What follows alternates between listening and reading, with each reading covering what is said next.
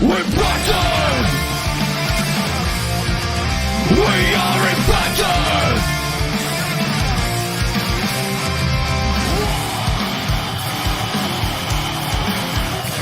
We're Bison!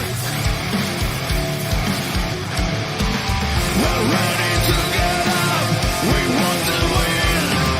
Light the fire of power that make us free! We never break down! We want to win! We are impacted! The best team!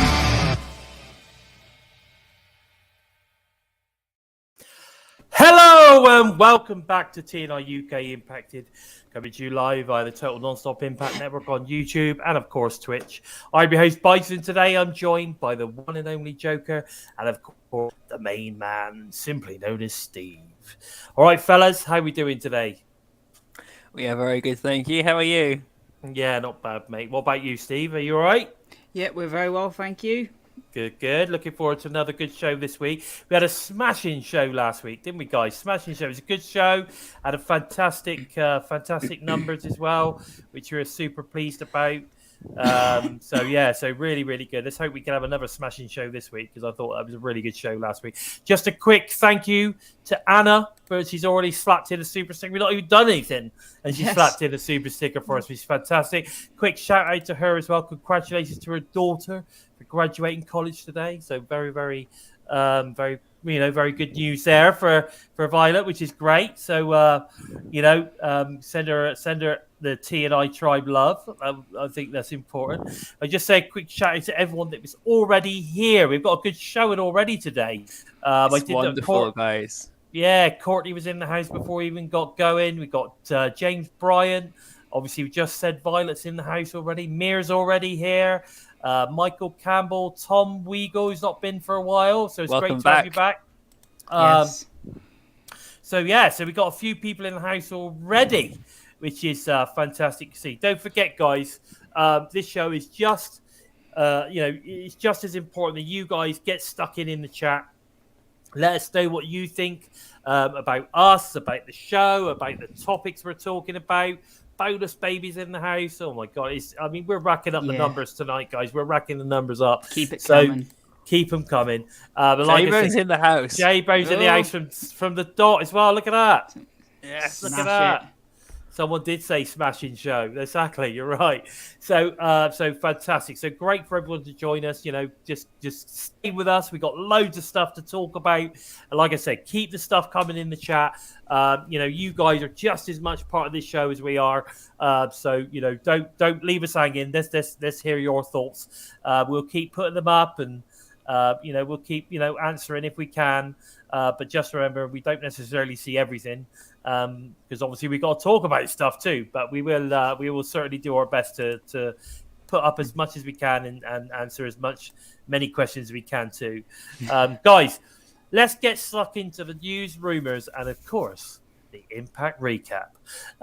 So let's start off with probably the title of this one. We got Sammy attacks Moose once again. Now he literally at the end of the end of Impact last week, he literally decked Moose once again. He comes out, Moose obviously picks it up, goes for it. Moose gives him a bit of a baseball bat straight to the noggin, and that was it. Moose was out again. Sammy, raising his arm, he's letting Moose know that he's not letting this lie. He's not letting this lie.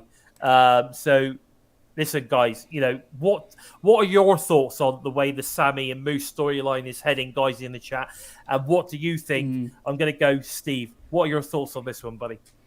I think it's being done very well because you have to feel that Slammiversary would be around the time that Sammy would have been ready to get back into the ring. So bringing him back at Rebellion, I think it was when he came back. But he still hasn't got in the ring. You feel they're building him up in a character presence, ready for his return when he's fully fit to get into the ring is a very good way of booking him. And it's perfect going after Moose, who is the one who took him out. Exactly. And yeah, he's looking he's playing that anti-hero perfect as he always does, and you feel like, I mean, in my personal opinion, I think it's going to lead to something like a last man standing match. It's definitely leads to something. I think it should be leg for a leg match. What That about would you? be What about you, Joe? What are you thinking on this one? Steve summed up most of it. I mean, Sami Callihan's been building on this huge character development since his injury started. Even through the Callahan Uncensored, he's been talking about how frustrating it is being stuck at home with his injury, how pissed off he is at Moose, even kayfabe or not. He's pissed off at Moose about that he's stuck at home. You know, he said he's been injured before, but never taken out of action for so long. So that got into his head really badly. And now all that rage and all that frustration is finally coming out after Rebellion. And I think we're going to get, I'm hoping, an OG Full Metal Mayhem or most likely a Monsters Ball or something between these two. But Last Man Standing would be fucking great too.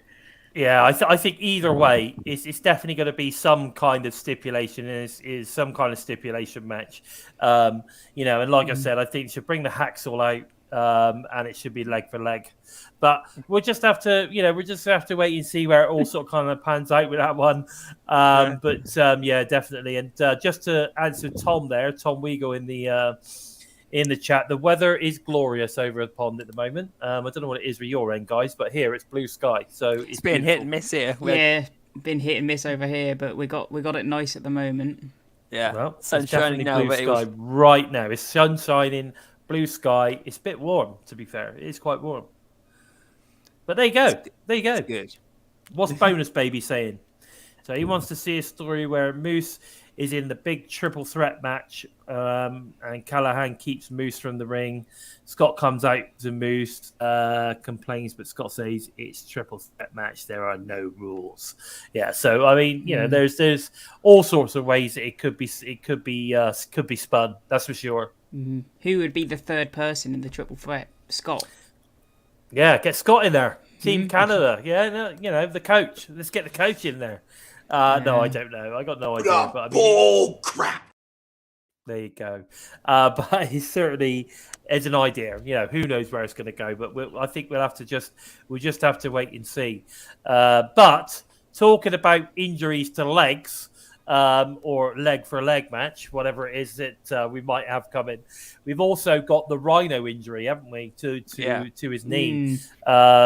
Which, you know, then helps forward the TNA OGs versus Honor No More storyline.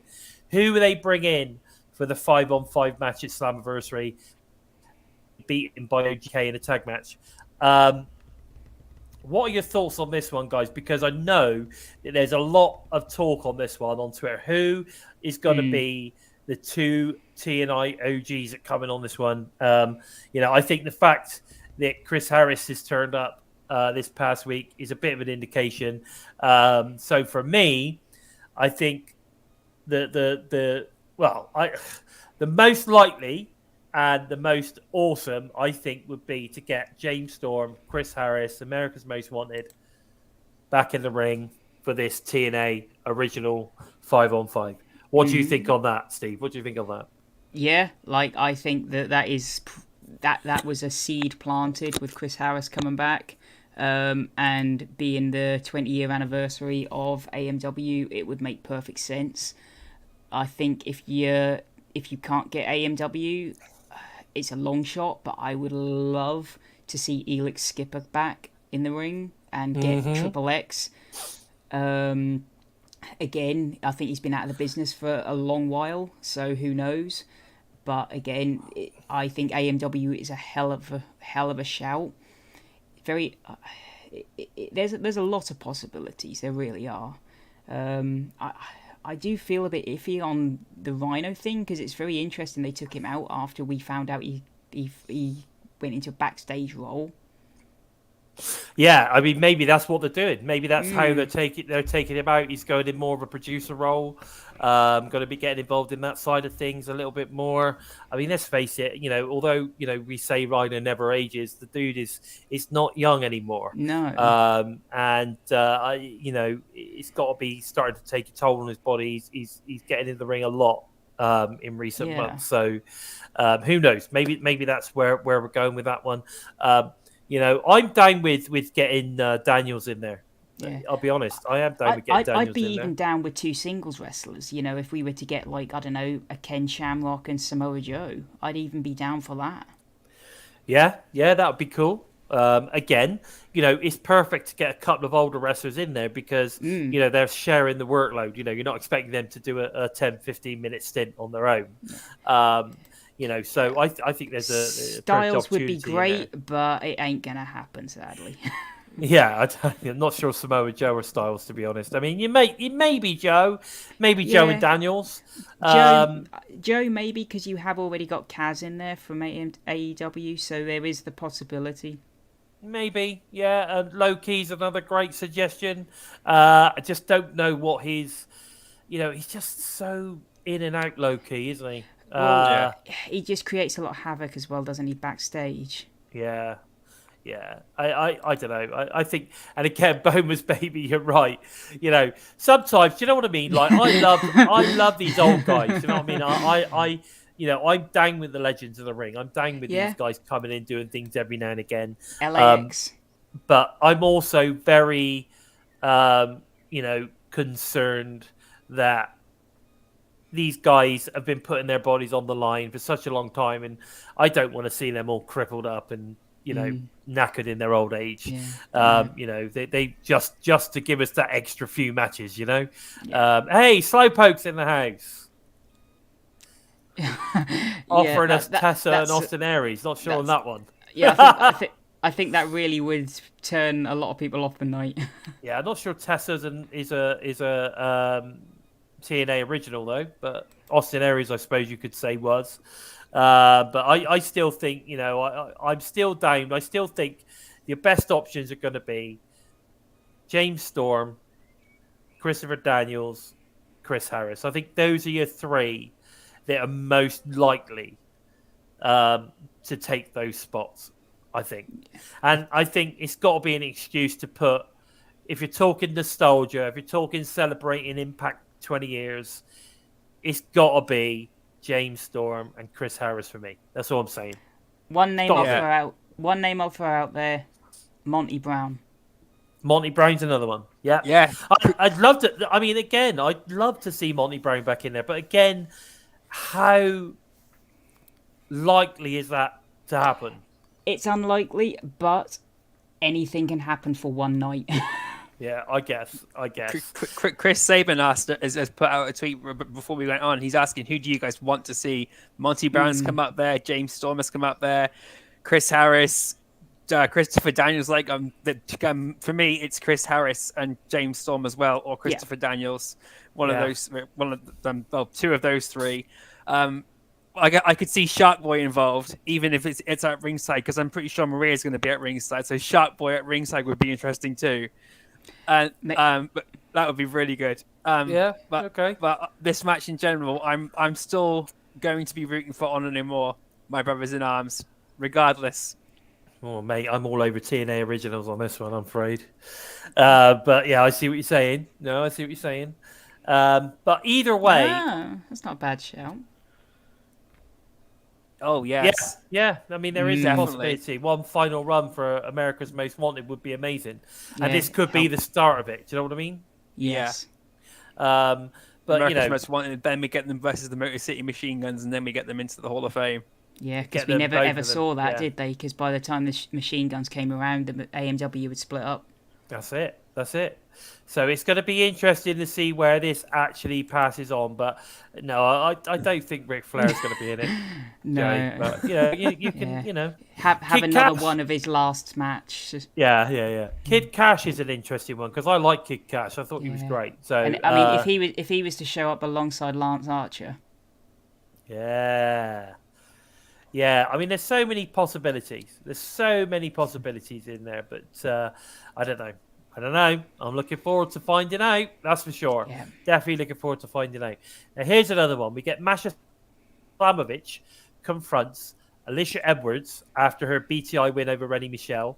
Later on, the development turns out on Impact Wrestling that when Gia Miller then is asking Alicia, what was in the envelope. It turns out to be a picture of Alicia Edwards with obviously the red blood X, and I love the whole Masha's gonna kill you thing after it as well. I thought that was great.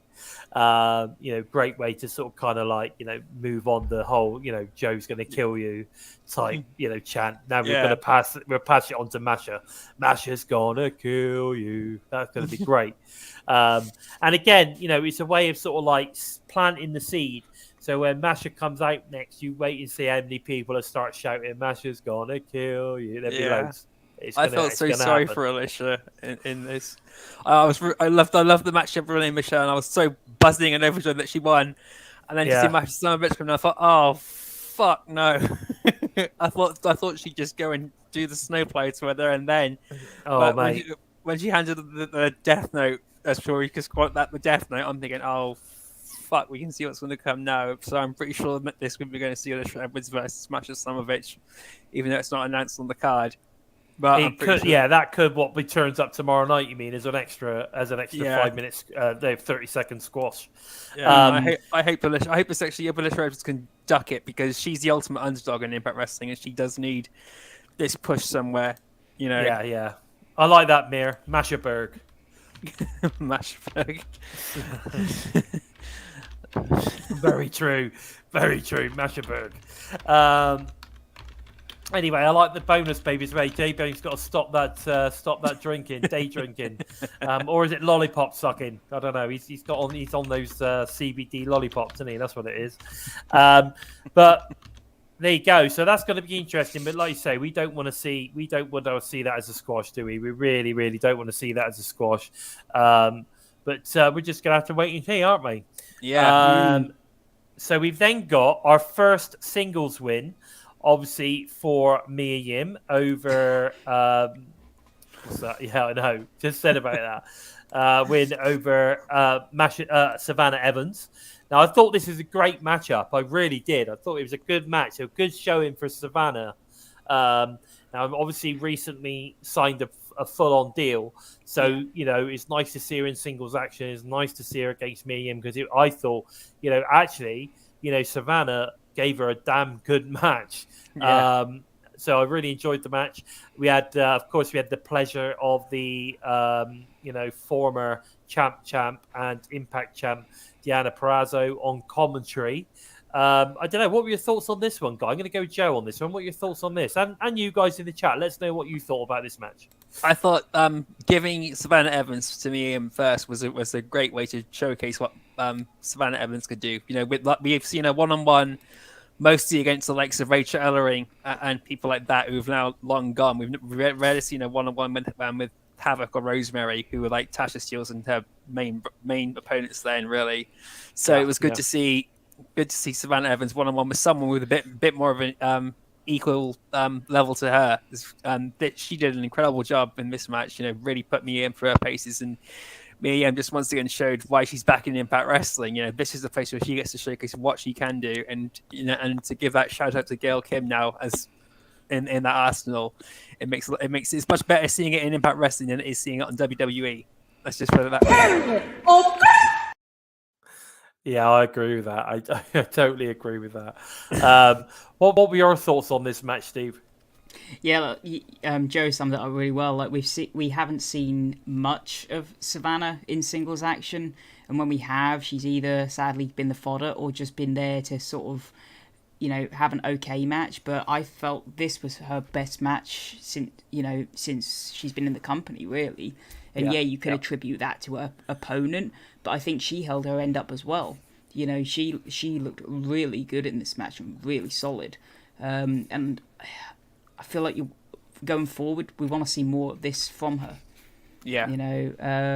So hopefully we can see more of this. And there is a really good talent there, and you can tell that they like her. So there's definitely a lot to work with Savannah. And yeah, I mean, at the moment, Mia's on a roll, isn't she?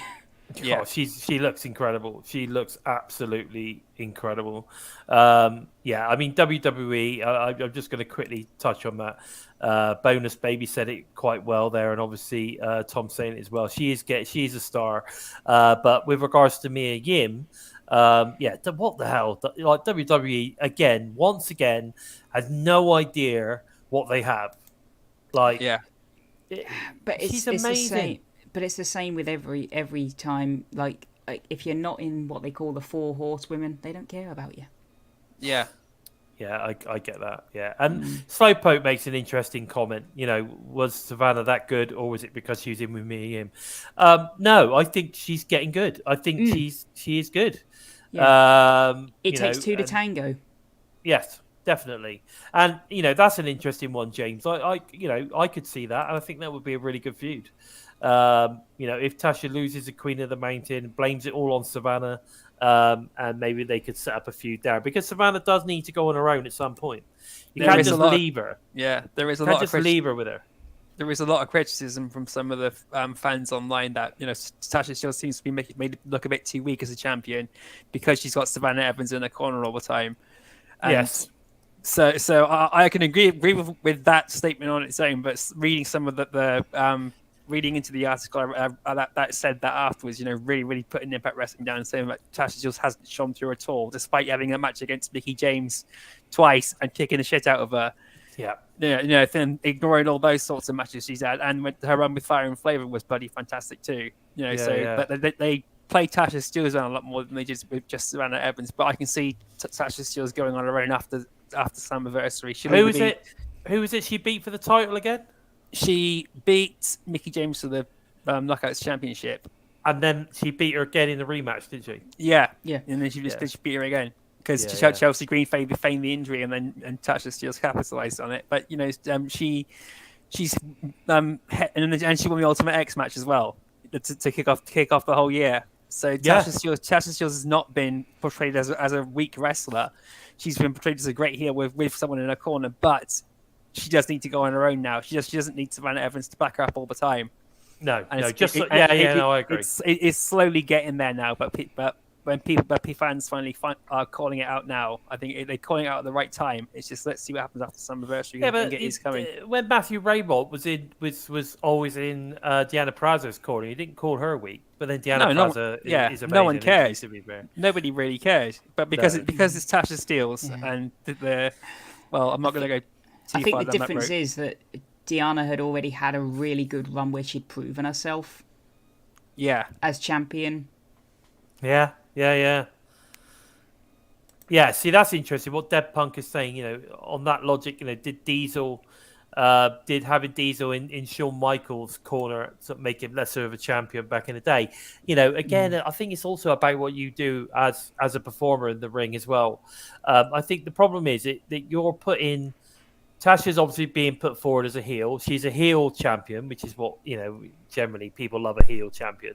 And they're just doing it in a way that she's got backup. That's how they're doing it. She's not weak. She's not weak at all. And maybe you're right. Maybe what we need is to break Savannah away and then get a feud with Savannah. She ends up beating Savannah, which then makes her look really strong. Possibly, I don't know. But we just have to.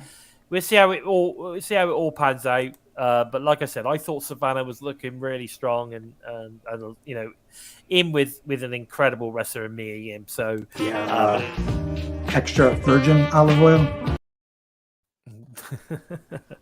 I love that one. But yeah, it's different. Yeah. So anyway, moving that on, we talked about it already when we were talking about who could possibly join the TNA OGs. We've got Wildcat Chris Harris making his sort of kind of like presence known backstage with defending Shark Boy against Eddie Edwards. What were your thoughts on this segment? Because I thought this was quite good. To me, though, which I think, as much as I like Shark Boy, I don't want to see him in that OGs thing. So it kind of felt like it was setting up Chris Harris and Shark Boy to be the two at that point. Yeah. But if Chris Harris is in there, that's great. But Shark Boy, I think, would be a bit disappointing for me. But what are your thoughts on this segment? Yeah, I agree I loved 100%. Like you've nailed it. Like as soon as it happened, you're like, well, it's a tease because you've got 5 top level talents in Honor No More, and 3 later on the match gets made. 3 top level talents in Saban, Shelley, and Kazarian. And as much as we love Shark Boy, he's never made it to the top level. He's not a top level talent. There's no way Shark. He's Boy's more in there, based on your kind of connecting with the crowd through character, not through the wrestling side of things, is he? So as much as we love him, I don't think he's going to be part of the match. But I mean, I think Bonus Baby's got a point. Yeah, Shark Boy can turn it on any time. You know, Yeah. we all know that. You know, it's going to be interesting. You know, but I definitely think it's going to be Storm. I think Shark Boy will end up in something else. Yeah. I think It would be very amusing if it is Shark Boy and Curryman. I mean, you could have Shark Boy and Curryman. Yeah, I mean, could be like on the pre-show or something. Yeah. Which would be fantastic. I think it'd be a great way for Daniels to be in it. You know, as Curryman. especially if EY pulls double duty and comes out as Super Eric. Super Eric, yeah. Get him in a multi-man so he doesn't have to get too much involved. Get Super Eric turns. I don't know. It's going to be interesting to see how that those sort of how they swing stuff, because you know there's quite a few guys out there that are available. Like I said, there's a few that gone under masks and stuff that could come out and maybe do double duty. Like I say, Christopher Daniels is there. Then there's no reason why you couldn't have Suicide. You couldn't have Curryman, and obviously the Fallen Angel. You've got 3 out of that straight away, haven't you? You know, or you could even have, you know, Caleb Conley could turn up for a one-off and be Suicide or be somebody else, you know, and that's the thing. There's so many options out there, you know, and like I say, Super Eric could make an appearance. He doesn't necessarily have to wrestle, but he can still make an appearance. Yeah, the Prince Justice Brotherhood. There's loads of stuff. There is loads of stuff that could happen, but. Talking about Honor and More just now, Kenny King defeats Blake Christian to keep his spot in the Ultimate X at Slammiversary. Now, we were wrong there because we all thought that they were going to free up Kenny King to do something with Honor and More, didn't we? We thought that they were going to end up putting Blake Christian in there, which, you know, would have been pretty cool. But I thought that was set up really well for them to do that. But I think they threw a little spanner in there. They threw a little curveball. You know what I mean? What were your thoughts on this match? Because I thought this match was fucking excellent. So I'm going to go with Joe. What do you think? This was incredible. You know, it just Blake Christian showed why he deserves to be in Impact Wrestling, and even Trey Miguel was like putting them over then. And Kenny King, my God, he's not lost a step. K-I-N-G King. I'm so glad he's in the Ultimate X, but I could have seen if he'd lost, and the Honor No More match would have been a 6-man match, because that's what I was expecting to happen. Was he would lose? I thought that. And I thought that as well. Honor No More would get a 6-man tag match versus 6 people from TNA. So that was before the whole thing with Eddie Edwards, the promo where Eddie Edwards came about. So we was almost a step ahead there, guys, last week before it actually happened. But no, Kenny King staying in this match, it now adds more to Ace Austin being involved in the Bullet Club, and why Chris Sabin's not in this match. No, not Chris Sabin. Not why Chris Bay's not in this match, which is a shame, because I would have loved to have seen Chris Bay in this match, but with Ace Austin now in the Bullet Club, which I know we'll come into later. But this is why Bay's not in the match now. So but Kenny King, it's good to see another TNA original, so to speak, in this match too, because Alex Shelley was one who I would like to have seen. But seeing because he's not in there, we have got a TNA original as such in this match now with Kenny King. We have. So it's all happening. And of course, at the end of this match, we then learn that Jack Evans will be an entrant in the Ultimate X match, which is pretty cool. Fantastic wrestler. To be fair, it's a cool pickup if we can get him to stay around as well, after Slammiversary. But let's face it, who do we think will be joining him as the last competitor in the Ultimate X? Who do we think is going to be that last competitor? It's hard. Shark Boy. Shark Boy. I still think it's gonna be TNA original Amazing Red. It has to be, doesn't it? I mean, It has you to could be. you could closely say that if you are going to have a throwback in this match, then it could be Evans. Like, you know, he was an original member of Team Canada back in 2004, Right. which again, another nod to Team Canada there. Yeah, another nod. Yeah. But it's not enough. You feel, you know, you do need something else. I mean, even if they throw Daniels in the match, that would be cool. You Yeah. know, it's, But the trouble is, I think it's a too dangerous match to have someone like that in there. I think it's got to be someone, you know, like Red. It's got, you know, who is coming towards the end of his career now, but Yeah. it's still got Yeah. a little bit of gas left in the tank, really, to do a match like that. Oh, yeah. And it's kind of like a nod to one of the original guys that really innovated this style of match, right? Yeah, yeah. I mean, like I say, I would love to have someone who really put them. Personally, I would have loved to have seen Kazarian in the match because he was somewhat, or Saban, because they really innovated the match and put it on the map. Yeah. But sadly, they're otherwise engaged. Not to my knowledge, but you never know. One night, you know, I'd like to, I'd like to see Matt Bentley show up. That would be cool. Yeah, definitely. I mean, there's so many different people that could potentially turn up, but that's an interesting one. You know, could Abyss potentially show up? You know, again, you know, we know where he is. You know, the fact of the matter is, you know, would WWE let him? It's not like Abyss is a in-ring performer for WWE. He's a backstage guy, so there is a possibility that they would say, "Oh, go on, it's one night only." You know, it's not like you're not an on-screen talent for us. This is also a good point. Will Ace be the champion going into Slammiversary? Yes, it's inevitable. Ace Austin will be the champion, but his exhibition title is on the line. Yes. I can't see him losing his title. I can't No. Either. But it's not the way he's been pushed now. The way he's been pushed now, there's no way he's going to lose his title before then. No. I think he's going to win. No, he'll win there, and he'll go into Slammiversary being the champion. Again, there you go. There's another. I mean, you know, P.T. Williams again. He's working for the E now, so I don't know. It's difficult. It's really, really difficult. I think the only way you can. I think it's difficult to put the ones that are working at WWE. It's difficult to put them anywhere near a potential reunion show like this because they work for the E. If you're talking about people that hit, you know, NWA, I mean, there's still people like Bram out there and stuff. You know, Nick Aldis is out there again. There's a potential there. Doug Williams. You know, so you got the NWA stuff. You've got obviously people at AEW, people that are just out and about on the indie circuit. But even MLW, if there's anyone that's on the, you know, like a Davey Richards might get let go for the day. You know, I just don't know.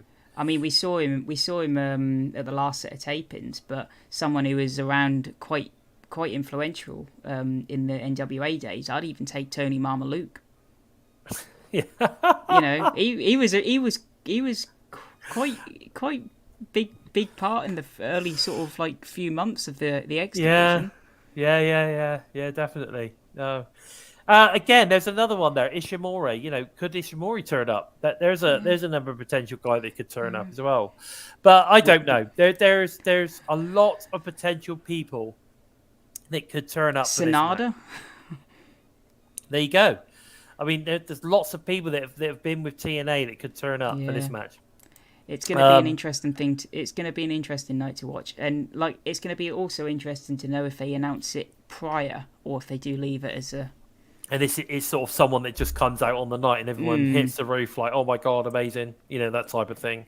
Yeah, there is a potential of that. And that would be quite cool. Leave it as a surprise. You know, who knows? But it has to, if you're going to do that, it's got to be an Amazing Red. It's got to be someone like that. It's got to be a TNA star if it's going to be not announced it's until got the to be night. It's got to be of that caliber or an AJ Styles. It has to be and if you're leaving any surprise, it has to make an impact. We don't want another James Ellsworth or anything like that. No, to happen. none of that bullshit going on. Yeah, exactly. Now, moving on from obviously the X Division matches there, we got Rich Swann without the DMC title belt defeats Matthew Raywalt with a great commentary from Tom, giving us the reason why he didn't have the belt. I thought, and I'm like, geez, because I know that they do the commentary live, so I was like, oh, they must have dubbed this over the top, surely. They must have. Took the commentary out that he did on the night, because there is potential that people that were at the event would have heard this. If they were stood behind commentary, they would have heard them saying all this stuff. So it's interesting. They must have dubbed it over the top. I thought it was good. I like the way they did it. Rich Swann was also kind of acting like he had a belt as well, which is weird. Yeah, the swagger. Yeah, exactly. All the swagger. Yeah, extra swagger, which we love to see. But I thought, I have to say, I thought this was actually a really good match. I think people forget how good Matthew Raywalt actually is, especially when it comes to the in-ring sort of kind of psychology and the storytelling. He's really good, Matthew Raywalt. But he's very good on commentary. So stay on commentary. We've got plenty of great wrestlers. Stay on commentary. You're good at that. But like I say, every now and again, come out and give us a match. That's fine. Not a problem. But what were your thoughts on this and Rich Swann, guys, winning the Digital Media Championship as well, of course? What are your thoughts? I'm going to go with Steve. I'll let Joe have a dance. I'm still not sure, really, because it's kind of still up in the air, isn't it? I don't think we'll sort of know really anything too much until Slammiversary or even after that, because you don't really know what's happening yet. He's won the belt, but he doesn't have it. So he can't really defend it. He can't really do anything with the belt. So it's a bit of a mystery on what's happening right now. You feel like Impact are sort of deciding maybe what the next step is with it. Yeah, well, of course, the issue that we've got now is that Cardona obviously runs off with the title, but now we'll talk about it in a second. He's also injured. Which is a real shame before Slammiversary. Well, yeah, but it also means that Rich Swann's not going to be carrying that title for quite some time, unless they film something where he goes to Matt Cardona's house or something and steals it back or something. I don't know, or there's got to be some sort of kind of thing to get that title back on Rich Swann's waist. Otherwise, it's not going to be around for quite some time. But talking about Matt Cardona, obviously yesterday he announced it all over social media that he's had his operation now. He's in recovery. The operation went well on his I believe it's a bicep tear, or something. It was a shoulder injury. Right. So he's had it sorted. And he's now obviously on the mend. I don't know how long something like that would take to heal. Hopefully not forever. He's intending. He's already said he's hoping to be back for the next NWA pay-per-view, which is on the 18th. I think. It's always 18th. Ready. Yeah. Wow. He's aiming to actually wrestle. To actually wrestle and take on Nick Aldis for the NWA World Title or defend the NWA World Title, which I think is admirable. Yeah. I think it's really, really. So it's while the surgery might be somewhat banged up. If he's good enough to wrestle, then I'm pretty sure we can see. Well, that's interesting. I mean, Slowpoke's already put it up there. Torn left bicep. That's a 3-month recovery. Yeah. So it'd be interesting to see what he does then, because it's quite. That's if he's planning on being there, there's no way he's wrestling. Surely. You get the feeling it's going to be a title change, and then he'll have a sort of 3-4 months out. Yeah. Which. See, that's something else. Samuel Shaw, of course, is now available. Yeah, he's on Always Ready, isn't he? He's been announced for it. He's been announced for that as well. So, I mean, again, but I'm just saying, another talent available to possibly turn up at Slammiversary. The creepy bastard himself. Who knows? I love that, Mir. Matt Cardona ain't no Cody Rhodes. No. He's not. No, I've not seen the match at Hell in a Cell, but I will give kudos to Cody. He just once again showed why he's such a fucking legend in this business. Going into the ring with that injury and putting on a hell of a match. That's putting himself over big time. It's putting himself and it's putting WWE over. Yeah, That just shows how much respect he's got for wherever he goes to. exactly. It's just crazy, isn't it? But anyway, let's do an interim champ. I like it. Yeah, I tell you who else is out there. No Jake- interim champs on Impact Wrestling. Fuck that. Fuck that Jake right Christ. Don't forget Jake Christ is out there as well. Maybe Jake Christ can make an appearance at Slammiversary. But there we go. So we then move on. We've got the Good Brothers. I have to say, seem to be up in their game at the moment, which suggests to me that they may have already re-signed. But there you go. Can you hear that? No? Let me turn it up for you. I love Sex Ferguson. Anyway, upcoming, giving us a top 10 moments of the Briscoes, including a top 5 of them winning with a magic killer over the Briscoes. The Briscoes eventually come out, had enough, and obviously confront them. I thought this was a really great. I thought this was a really great in-ring, segment. I really enjoyed it. I thought that, like I said to you boys off air, that I thought the crowd were a little bit, bit flat for this. They seem to be a bit flat, and I don't know why, because I thought it was a really good moment. I would have been well into it. I love the whole and at number 5, and at number 4. It's the time we beat the Briscoes. Yeah, I thought it was great. I thought it was brilliant. Yeah, I thought it was good. I really thought it was good. What do you guys think in the chat? I know Good Brothers aren't for everybody.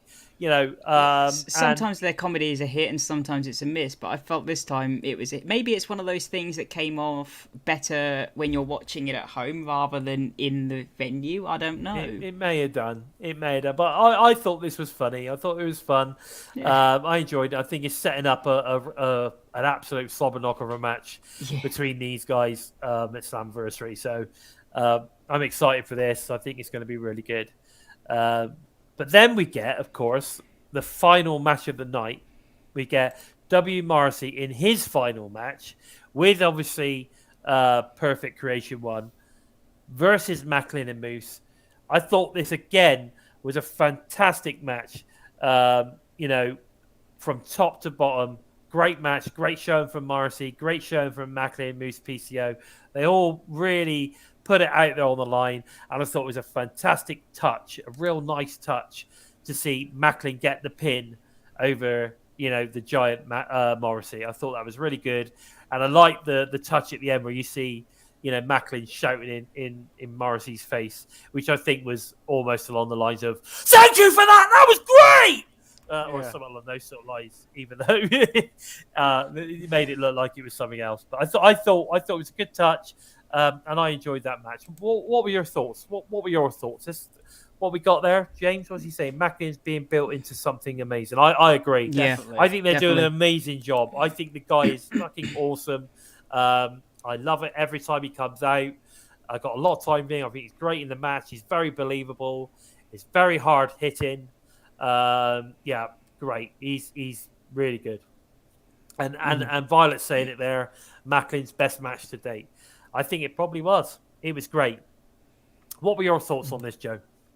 I really enjoyed this match. I can't give Macklin enough praise for how well he stepped up his game. Since the whole year's kicked off. Really, the whole situation with on him on, we saw Macklin build up into something. We thought maybe it would be an anti-hero. Then he flipped that around really quickly and carried on his hero role, and it's just gone. His momentum's just built up and up and up from there. This match was just showing that Macklin is very, very close to coming up against Josh Alexander, and it's only a matter of time before we see that happen. And the offense he got him was amazing. The fact that he took out the top babyface in the company outside of Josh Alexander in W. Morrissey, it's bittersweet given how everything W. Morrissey's done. It's just sad to see him go, but whatever the situation is, his contract is his business. That's what I'm going to say about W. Morrissey leaving. And we got to see him work well with Moose as well. We sort of expected them to be at each other, especially Moose, because Moose must have not had his head fully in the game with Sami Callihan, but that didn't seem to distract him until the end of the match. So we got a good match showing from everybody, and Steve Macklin just took a lot of beating in this match too, especially from PCO with that. I forgot what the bloody that Swanton he did off the that was just incredible. Off the thing, the animator off the outside, that was just insane. So we're all in agreement. It was a good match, right? It was definitely one of Macklin's best matches he's had, and it's only going to get better. Love it. I love this match. What are your thoughts on Macklin? What are your thoughts on Macklin, Steve? What you guys have said, that he's been built up pretty much perfectly. You know, he's come in, he's slowly worked his way up the chain. You know, Morrissey the same way, slowly worked his way up the chain, and they've both met. And obviously Morrissey's contract is what it is, and he's put Macklin over, and Macklin is now standing near enough at the top. And it's one of those where, you know, you couldn't have asked to have a better build, really. You know, the match. They've done an amazing job. They've done such a good job with Macklin, and that was a perfect move. Look at Dead Punk and what Dead Punk is saying. Smart move. You know, if you're going to build this guy up, that's how you do it. You turn him into a main event. Exactly. Like that. Yeah, that's how you do it. Done a fantastic job. So, what else are you saying? Matt keeps it up. Is going to be Macklin versus Alexander at Bound for Glory. I mean, just who knows? But again, AEW messed with Morrissey, and there are nothing left for Impact to do with him. I don't know about that. I don't think. I still think he'll end up back in the E. I think he will too. Yeah, I think he will too. And why not? You know, I mean, it's the top of the tree. Well, let's face it doesn't matter what you say. It's top of the tree. They wanted him, you know, didn't they? They didn't want to let him go. Yeah, I agree. I think he's came back to Impact Wrestling to get back on his feet, and that's what he's done. So thanks to Doc Gallows and Eric Young to actually help him get back in his game. Yeah, and DDP. Yeah, as well. DDP. DDP was the man. He met DDP, and he's not looked back since, by the looks of it. Yeah. And then, of course, I'm sure, like you say, Doc and EY probably got him back into Impact. I think that's probably where that sort of kind of like panned out with that as well.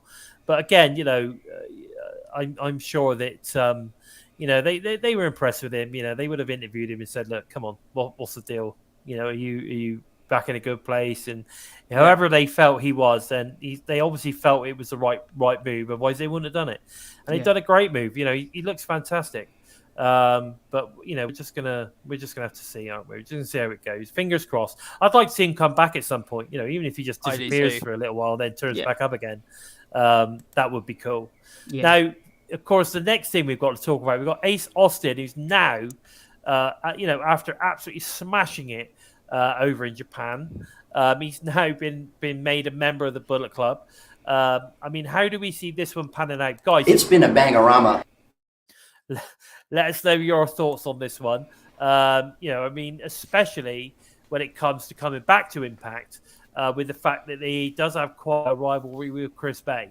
So, you know, is that all now, you know, brushed under the carpet, water under the bridge, you know, going forward? He's now part of the club. It's just forget all of that shit. Let's move forward. Or do you think there still could be a little bit of animosity there when he comes back? I don't know. What do you think, Steve? I think there'll always be that little bit, but I think it's one of those where you'll put personal issues aside to get yourself or your team further ahead. But I find it very interesting that in the Bullet Club, you've now got an Impact group.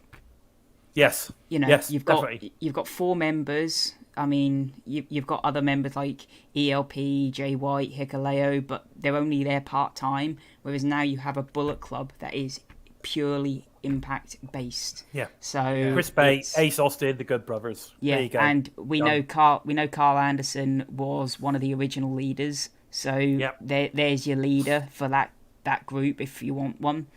Yeah. So you know, just shows the relationship that Impact and New Japan have, that they can actually form their own Bullet Club of Impact talent in Impact. Yeah, definitely. So you've got the New Japan, now you've got Impact, the Impact Bullet Club. You know, there's still a possibility that they could set something up in AEW as well. But, you know, we just have to wait and see. And like you say, the great thing about having your 4 Impact Bullet Club guys, having, you know, your Bullet Club guys in Japan, you can float people around. You know, an Ace Austin or Chris Bay could go off to New Japan and be part of the Bullet Club. Pardon me.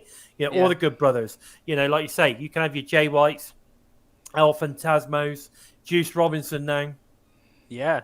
Turn That up was, on that was a Impact. huge shock when I found out he was in. That was amazing. Exactly. So there is all sorts of stuff where this can all start panning out now, and I think it's been a great move, and I think Ace Austin is a perfect fit. In that mold of sort of kind of like cocky bastards to be part of the Bullet Club. I like it. Now, on other news, Impact Wrestling release a Pride logo shirt with part of the proceeds going to the NIG AAA charity, which I believe they run the Gay Softball World Series. Any of you American guys can correct me if I'm wrong on that, but it's good to see, again, Impact getting involved in charitable stuff, giving back to the communities that they are part of. I think that's an awesome thing to see, again, fully inclusive.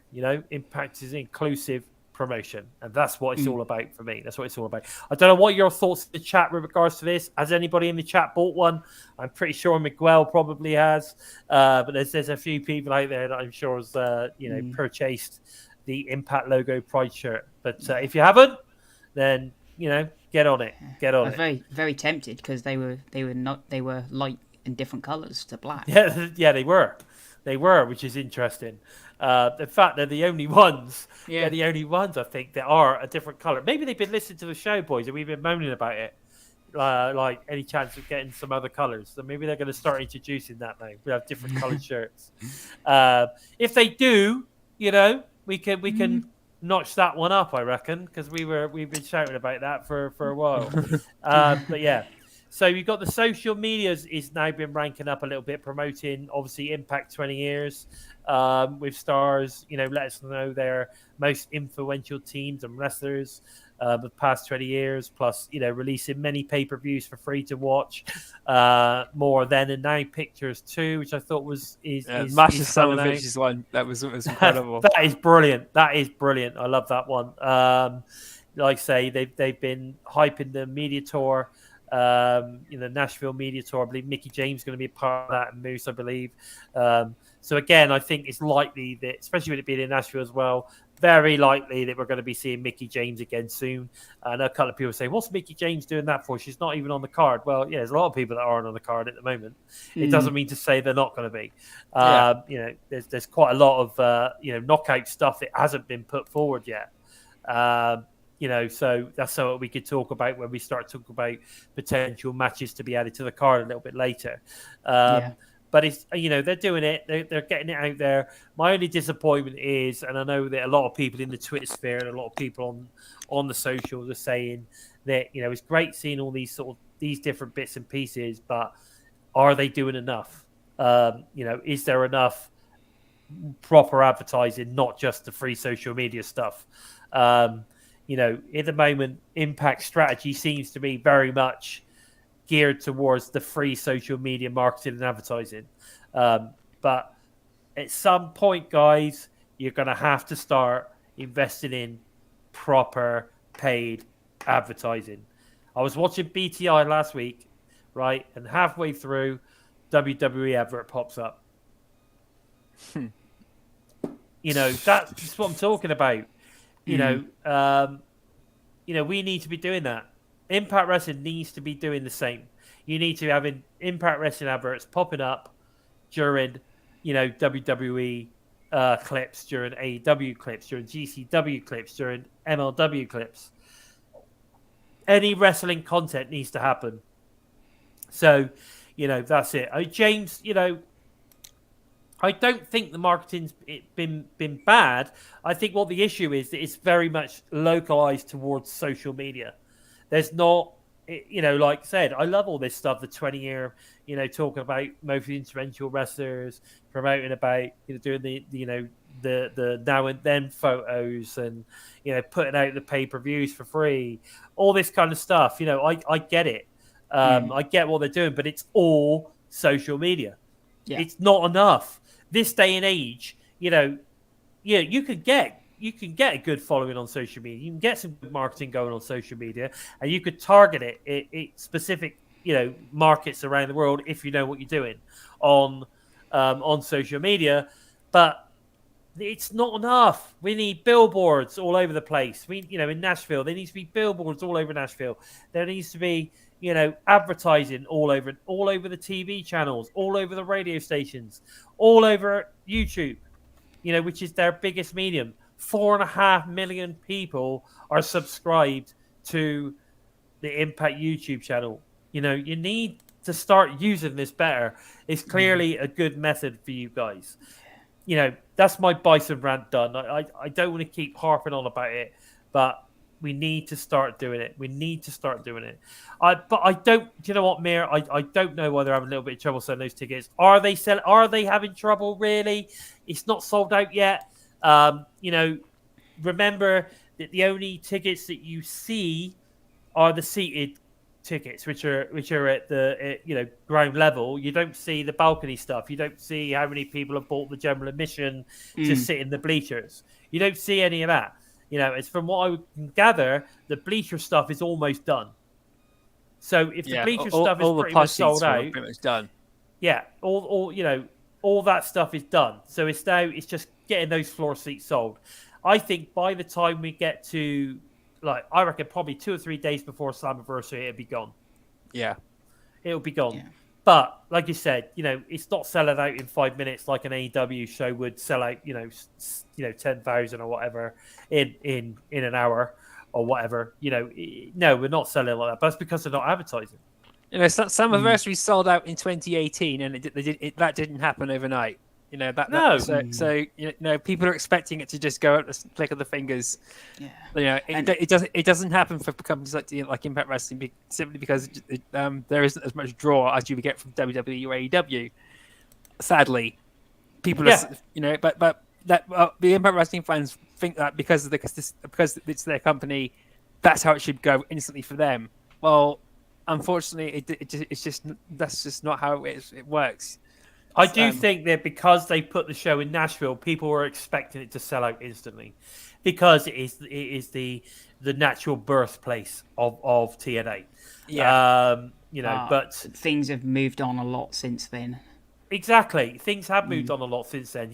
Yes, they spent the studio time there for quite some time. The studio is in Nashville. That's where they spent pretty much the whole of the pandemic. But again, it was closed. There was nobody there. But that's what needs to happen. You need for the nostalgia fans to potentially draw them to the show. We need to have billboards around Nashville. You need to have radio advertising. You need television advertising. Yes, you've got a media tour going on, but it's not enough. We need more. You need more. Yeah, and it might be an unpopular opinion, but I feel like they need to balance their pay-per-views with their Impact Plus events, because it was only a couple of weeks ago that we had an Impact Plus event, and then a week after Slammiversary, I think we've got Against All Odds. So it's really hard advertising an event, and then 2 weeks later advertising your pay-per-view, and then a week later or 2 weeks later advertising your. And I know that it's part of a package, but it's like that's why it's got to be area targeted. Yeah, that's why it has to be area targeted. You can't, at the end of the day, you've got the Impact faithful guys. It will travel from all over the place to go to these shows. They're there in the front row every freaking tape in, every single pay per view, every single special. But you have to get the locals involved. They're a show which on TV are drawing sort of between 100 and 130,000 a week. You've got doing on YouTube worldwide, and of course, all the other stuff as well. But in terms of like that fan base, we don't have millions to choose from. So if you're going to all these different areas, then you need, and they're doing the right thing, because if you don't travel to these areas, people aren't going to know about you. So people that didn't know about Impact Wrestling may end up going to those shows and then start watching it every week. They're doing the right thing. Okay, but I just don't think they are targeting those areas enough to make sure those places sell out. If they were to release a date that they were like, we're going to be in, like, I don't know, like, wherever they are next. I can't remember now. I've totally lost my train of thought, but like Louisville or whatever it is, right? Kentucky. Kentucky, right? Yeah. Yeah, Louisville, Kentucky. So they're going there, right? So you release the information that that's where you're going to go, and then you go hardcore advertising in that area, specifically.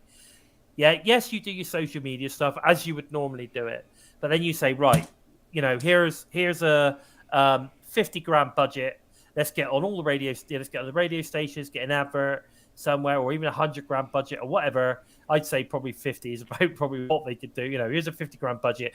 Let's get as much advertising for 50 grand that we can in that area, whether it be leaflet drop in, or flyer drop in, or whatever they call it. Whether it be, getting, who's that? Oh, where's Joe gone? I just popped off. Oh, okay. Whether it be, like you say, footfall stuff, whether it be getting the billboards up there, whether it be, getting a radio advert, getting on the TV advert, on the local channels, everything localized, you'll sell the tickets. You will sell the tickets. Yeah. That's a fact. Get some sort of deal with the local promotion there. Yeah. Putting the flyers on the seats at the local promotion show, offering people a discount if from their local show. If you're a WW something or other fan, you get a 10% discount if you picked up your flyer at this show. Whatever. Just do whatever you need to do to get selling those tickets and getting those places full. Mm-hmm. Don't just rely on your social media. No, it's not strong enough because your social media is worldwide. That's not what you're aiming at. You're not just aiming at the worldwide. Yeah, You want to worldwide people aren't going to be able to make it to every show. No, but they are going to be able. They'll watch the pay-per-view. They'll watch it, but they're not going to be at the show. So No. you've got to be more localized in your marketing. You have to be. It's just obvious, and I just don't think they're doing it, because if they were, then I think they'd sell out in no time. They'd sell out in no time, especially if they played like in Nashville. If they were playing on the whole nostalgia, TNA nostalgia thing, people would be there, mate. People would be there. They'd be sold out real quick. But I guess, we're just going to have to wait and see. They're playing the slow and steady game, I guess. But fingers crossed it works for them. Because, we want a packed house, don't we, at the end of the day. Now, moving on from that, before I start ranting again, Tasha Steelz has been making waves, pushing for a match title versus title against NWA Women's Champ Camille. What exactly, do we think about this? Do we think this is a good idea, bad idea? Where would you like to see it happen? What are your thoughts, Steve? I don't know. I've never been a fan of the whole title versus title thing. I mean, even especially lately, because it feels like it's been very overdone. But the match itself, I'd be down for. I mean, I'm a fan of Camille. I wouldn't say I'm a huge fan, but I think she's a good wrestler. Yeah, she's good. Yeah. And I Big. think, yeah, She's tall and strong. yeah, she's a bit of a throwback. Yeah, definitely. Yeah. Reminds But me yeah, of China. I think she's someone that, if she came into Impact for a run like Mickey had, she could definitely add something to the Knockouts division. So I definitely think that it would be a match that I'd like to see, and I definitely would like to see her in Impact for something. But yeah, not for title versus title.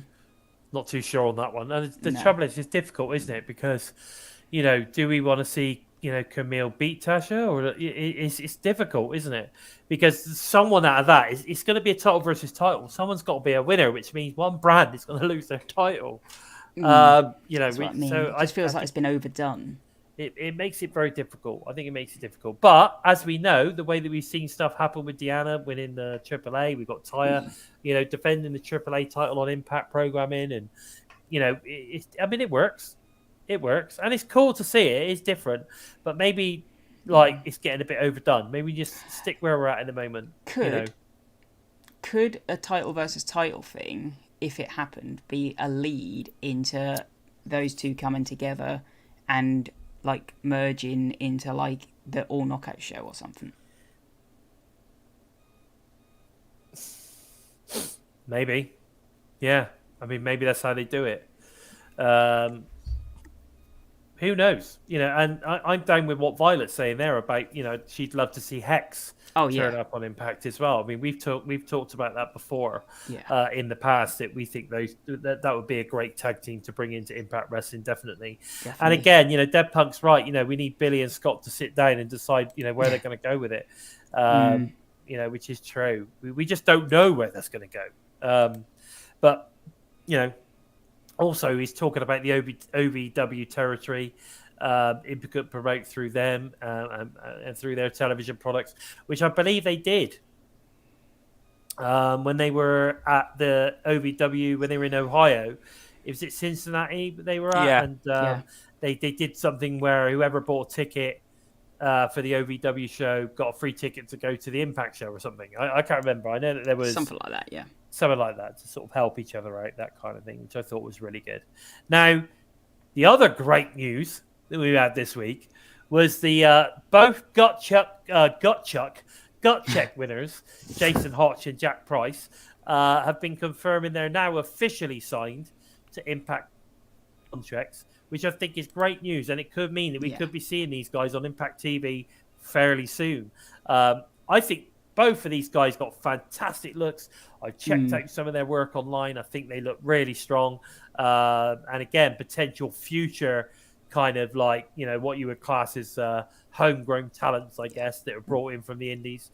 What were your thoughts? I know Joe's a bit, was well impressed with this. What are your thoughts on these guys, Joe? I'm really looking forward to seeing both of them. We've had Willie Mack and W. Morrissey recently going. So there's our two guys there and then that are coming in to replace them. And the fact that these guys have been on Gut Check, so they're, like you said, Impact Wrestling homegrown talents. They come in from out of nowhere, gone into an Impact Wrestling program, won that, and now they're going on to full Impact Wrestling contracts. So the last time we had a Gut Check winner come on to Impact Wrestling was God knows when, 2016? 2017, and that was Shogun, and he still hasn't really appeared, has he? No, that's my only worry with this. Yeah. No. I don't know. I think these two have announced that they're now on a full Impact contract. Yeah, aren't they? These two are. It looks like they're definitely coming soon, and the Lance Storm was behind these guys when they got picked. So I've no doubt that Lance Storm's going to push them through quickly too. Yeah. Lance Storm being on one of the key guys backstage on talent production as well as storyline development too. So he'll know exactly what to do with these guys to get them going. So it'll be interesting to see where they go. Yeah, definitely. So it's good to have these guys coming on board. I think, like you say, we've seen a few guys go. You know what happens with Impact? A few guys go, a few guys come in. It's never worry. And it's quite nice to see that, if you've had some guys that have been on the roster for like 4 or 5 years or, 3 or 4 years or whatever, it is nice to then see some new talents coming in and freshen the roster up, give us something new, some new matches, stuff that we haven't seen before. Sometimes people get upset, Willie Mack's one of my favorites and blah, blah, blah, and, which is fine. You can still see him. He's still going to be around, just not necessarily every week on Impact Wrestling. And who knows, talents like Willie Mack, talents, like that often do, it's like they leave on good terms. They're not going to leave on bad terms. So there's a possibility they could bring him back in for a program. You might see him for a set of tapings, but not contracted. He just comes in, does a set of tapings, you get a bit of Willie. That's a hey. A bit of Oh, baby! chocolate thunder. And then who knows where it goes. I'm still waiting for my surprises, but we'll have to wait and see, won't we, whether they turn up. Now, guys, moving on. We've got what matches do we feel could be added to the Slammiversary card? Now, we've still got, we got Taya. Maybe we could have a AAA match. She has got a lot. Yeah, she has. We haven't got a lot of knockouts apart from the knockouts Queen of the Mountain match. There's not a lot else on there with regards to that. So we've got something building between the Influence and Decay. We'll talk about that a little bit later because obviously we've got a match on Impact tomorrow. I think the Havoc's been written out for a little while, and I think that they're going to bring in a new partner for Rosemary, and we could see another potential tag title run for Decay, but Rosemary with somebody else. I'd like to see Masha. I'd like to see Rosemary, bewitch Masha, and bring Masha into Decay. I think that would be awesome. She'd also fit VBD pretty well, I think. But I'd like to see her in Decay. I think that would work. But what are your thoughts on potential matches? I think we know we're going to get Sammy and Moose. We know that. Yeah. It's just how we get that. What else could we get? Ty Valkyrie has called out anyone to challenge her for a match. Whether it's at Slammiversary, I'm not entirely sure. But I have a feeling we might get Ty Valkyrie at Slammiversary.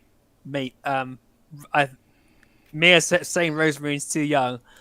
I would love to. I think Su Young is going to come back at Slammiversary. Yeah. I don't know if it's going to be with Rosemary, but I think Kimberly and Su Young might be coming back around Slammiversary or leading up to Bound for Glory. I think the thing is with the people keep saying Rosemary Su Young.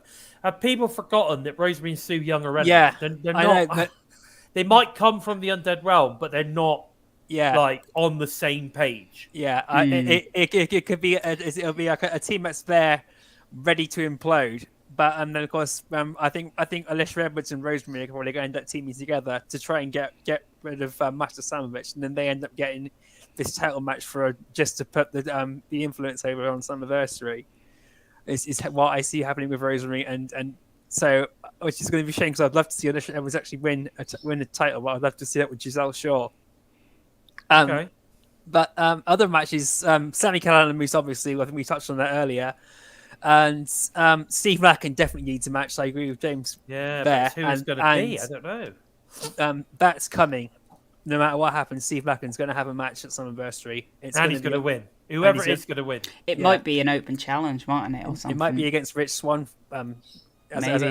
Seeing as Rich Swann might not have Cardona, that I'll have a title match then.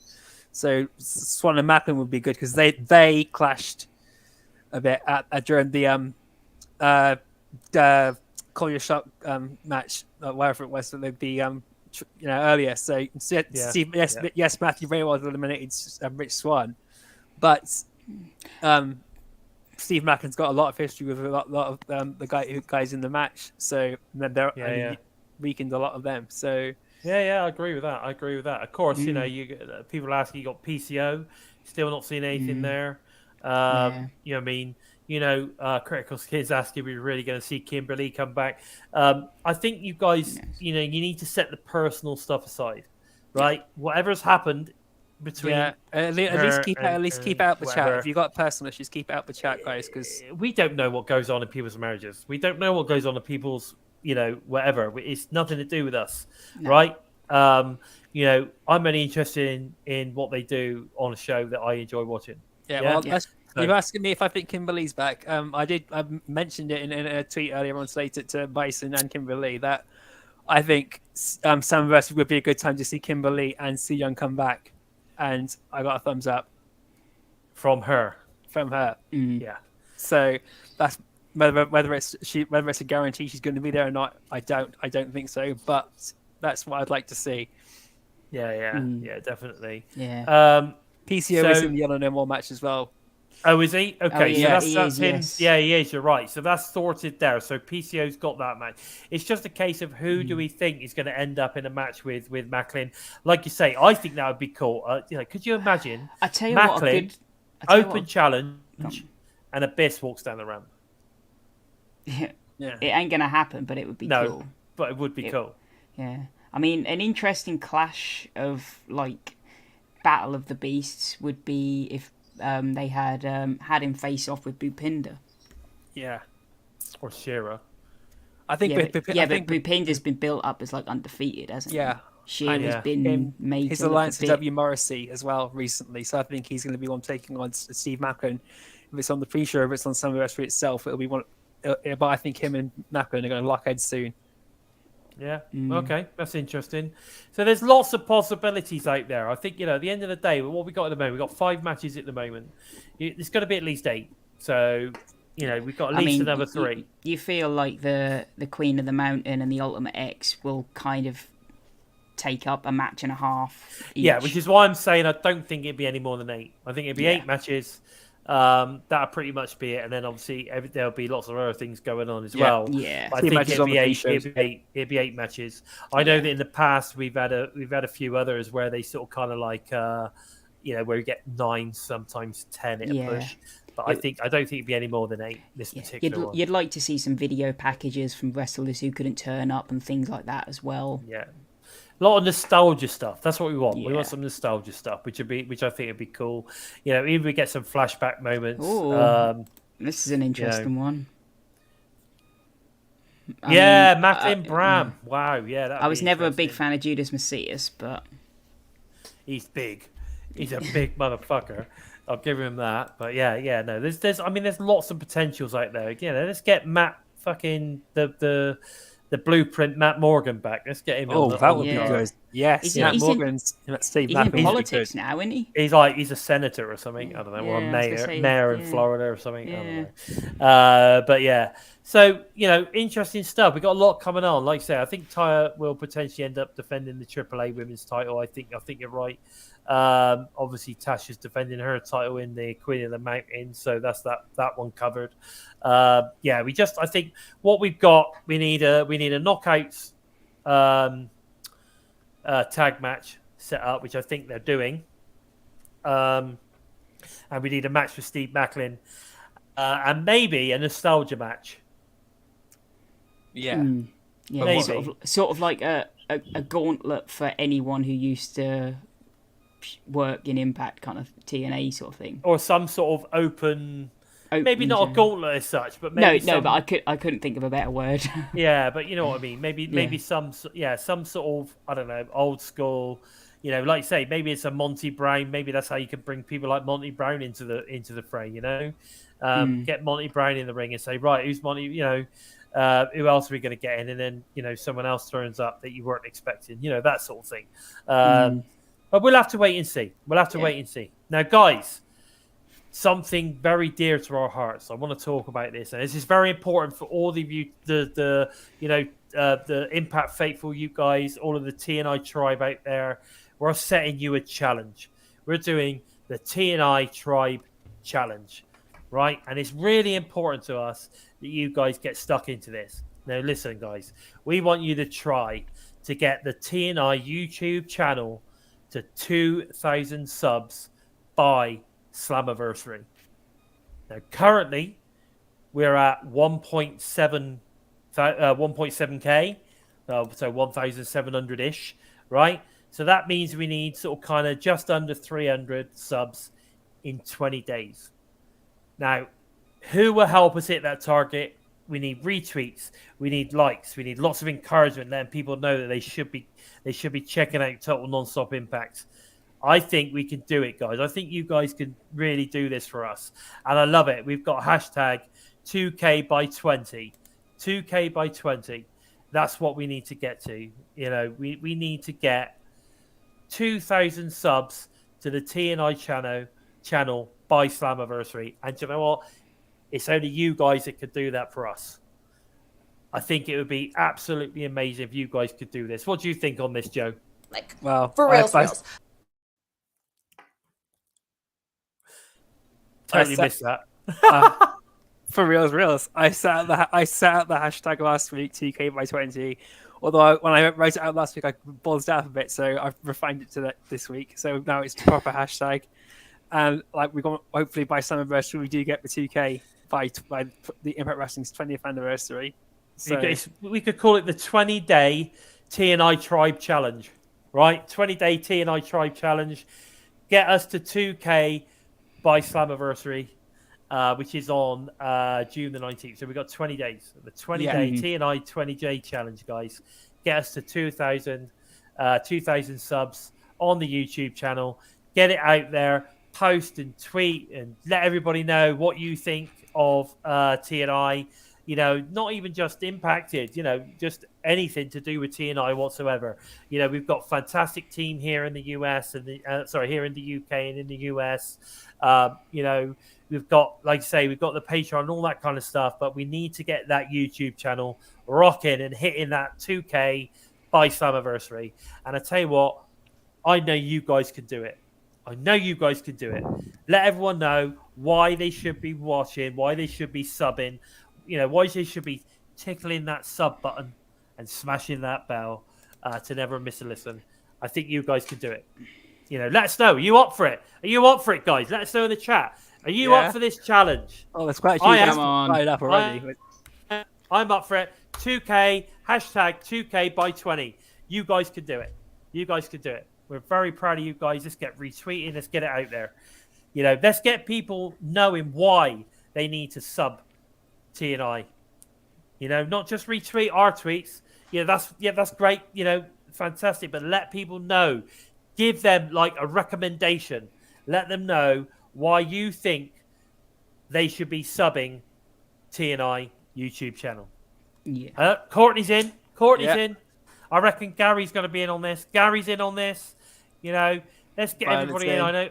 I know Asa's going to be in on that. I know Violet's probably going to be in on it. Let's let everybody know, guys. Let's let everybody know. Right.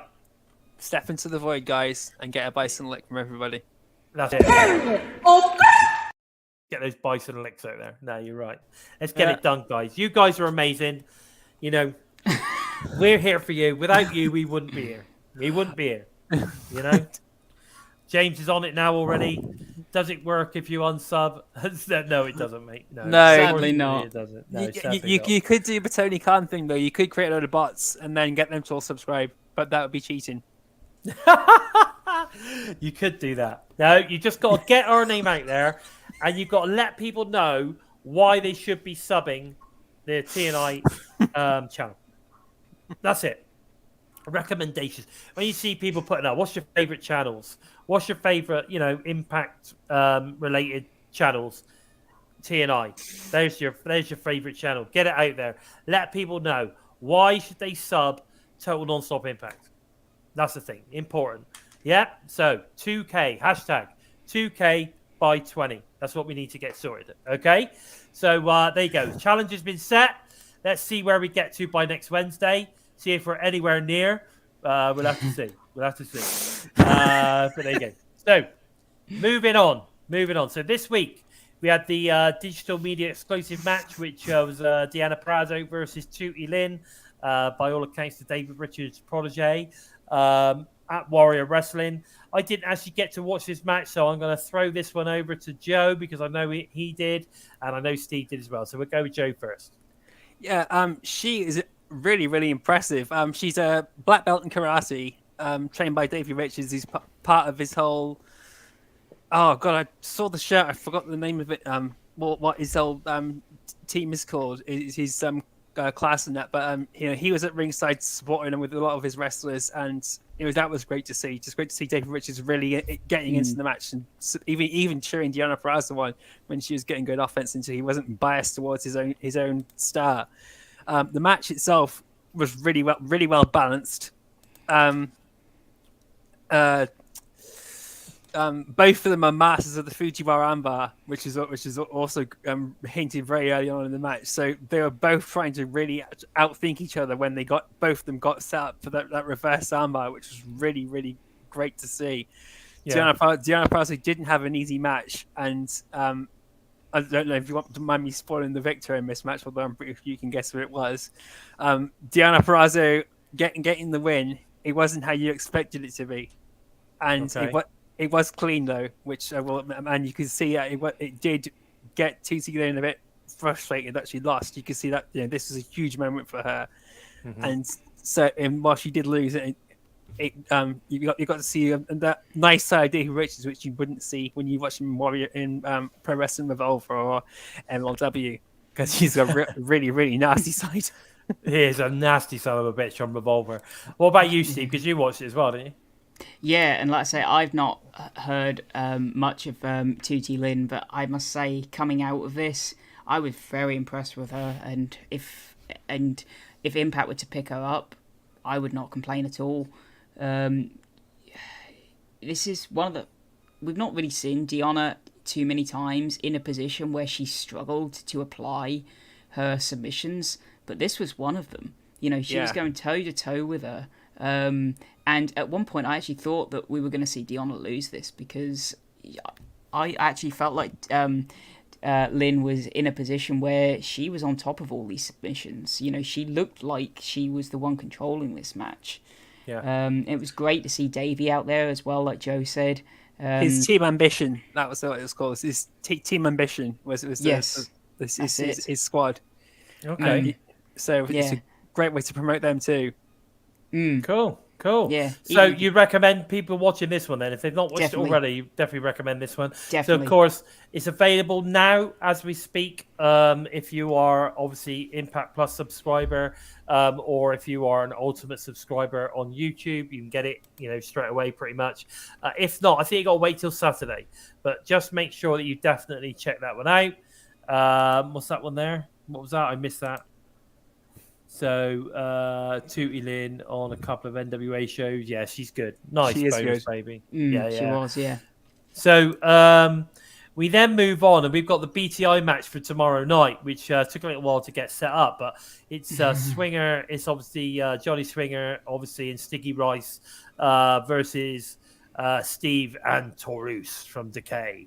I have to say, as much as I like Swinger and Dice, I really hope we get Steve and Taurus get a win here. We need to see Decay get some wins under their belts. Otherwise, they're just going to completely lose all their momentum, and we don't want that. We don't want that. That's my thoughts on that one. What about you guys? What do you think, Steve? Part of me wonders if we will see Decay lose. Like it feels like. It kind of feels like all these losses are on purpose. We've just seen Havoc kind of sort of being taken out of Decay, temporarily, we think. And you wonder if now we're going to see Steve and Taurus lose to Swinger and Dice, and you wonder if there is going to be a story here where something is just going to explode or something is just going to hit its point. Yeah, and maybe Taurus disappears and we get a new partner for Steve.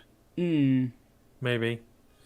Or we just get that third male added, which we've talked about in the past, where we get that almost that Freebird rule that BBD use, where you've got Steve, Taurus, and another Undead Realm character coming into play, so that you can potentially put the tag belts on Decay. Or you can put them in long-term storytelling, because Taurus doesn't necessarily have to be there all the time. So as we know, when we spoke to Steve, several weeks ago, he brought up the reason that they have slight issues with regards to the storylines with Taurus, because they don't know if they're going to have him at every set of tapings. So you could start something, and then it get halted, and there's nothing you could do about it. So. I get that. It's a shame. It is a shame, really. But what's that, Bison? Did you ask Black Taurus his opinion on Swingers Palace? Well, I am interested in what Black Taurus has to say actually on Swingers Palace. What are your thoughts? What are your thoughts on this, Black Taurus?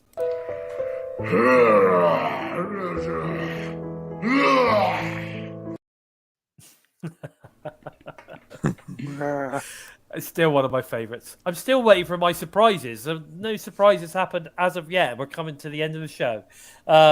So we then move into the Impact Wrestling show itself. And talking about Decay, we've then got Rosemary versus Tanil Dashwood, my favourite female wrestler there. For Decay? And, well, there you go. Creepy bastard. That would be a great addition. That would be that's a great shout. But he could still, he could be the creepy bastard character, which would be quite interesting actually.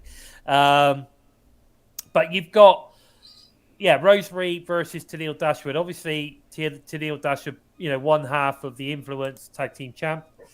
You got Rosemary, who lost Havoc to Masha, a week or so ago, which, was a big blow. We haven't seen Havoc since. She didn't look happy. She's going to bite her face off. But Rosemary is definitely there to bite people's face off. That's for sure. Hello, Hussein Terrell. Nice to meet you. I don't think we've seen you in the chat before, my friend. So welcome. And hello, Terrence. Terrence has arrived as well, so that's great. We've got Norbert. Okay, Norbert Kubak. Nice to see you as well, my friend. Thanks for joining us. This is interesting. I think we're going to get Rosemary introducing a new tag partner right here, right now. That's what I think. I think Alyssa Edwards is going to be coming down with her at ringside to try and hide from Masha Slamovich. Oh, you reckon? Yeah. Because Giselle Shaw won't be there now because she's in London at the moment, so she won't be there. So, okay. I think it's going to help build up between Rosemary and Alyssa Edwards possibly coming together to try and get rid of Masha Slamovich and maybe get a match at Slammiversary, but it's going to be good. I can't wait to see Rosemary just try and unleash some of her fury on Tanil Dashwood because she really nearly did jump on her after she got that makeup set from Madison Rain. You could see she was ready to just jump off the ladder and bite her face off. Yeah, no, I know. That was quite funny, actually. What about you, Steve? What do you think on this one? I mean, are you thinking this could be an introduction of a new tag partner from the Undead Realm? It's got to be something, hasn't it? Because, I mean... Otherwise, what's the point? Yeah, if the Influence win this, then, we're at a dead end, aren't we? But if Rosemary wins it on her own, then she's basically beaten the Influence 2-on-1. So something has to happen here, really. Well, yeah, I guess so. But I mean, you say the Influence 2-on-1. It's only Tanil Dashwood in the match. Yes, it is. Madison's going to get involved, isn't she? Yeah, she's going to get involved. You've got to have the dirty tactics, haven't we? You've got to have the dirty. They are the heel team after all. So who knows? Okay, so that's an interesting one, but I honestly believe it's setting up a new tag partner for Rosemary. Now, we've then got the Honor No More, Eddie Edwards, Matt Tavern, and Mike Bennett versus TNA Impact OGs, Motor City Machine Guns, obviously Frankie Kazarian. This is obviously the prelude to the Slammiversary match. I think this is going to be a slobber knocker. The only problem that we've got here at the moment, obviously, is that obviously there are more members of Honor No More at the moment than there is the OG. So although we've got a 3-on-3 at the moment, is that what it's going to be? And are we going to see someone run in and help them out? The OGs I'm talking about. Do you think that's what we might see in this? We might see we'll see Shark Boy, no doubt. Are we going to see Shark Boy? Are we going to see Chris Harris come in and help him out? Or are we going to see somebody else? Or, maybe we're going to see one person come out and help him out, and then we're saving the surprise for Slammiversary. I don't know. What do you think on this one, Steve?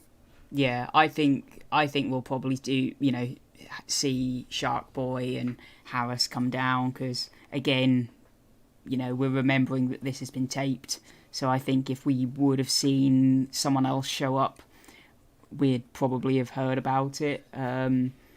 We may see another name, but I don't think it'll be anyone that we've been speaking about prior. So I do think we may not even see Honor No More get involved, but it's very unlikely. Shark Boy could turn it on any time. You just never know. You just never know at all. Okay, so yeah, so you never know. We might see Shark Boy. We could see Chris Harris. I think either way, we're certainly going to see some kind of involvement that isn't already in the match from somewhere.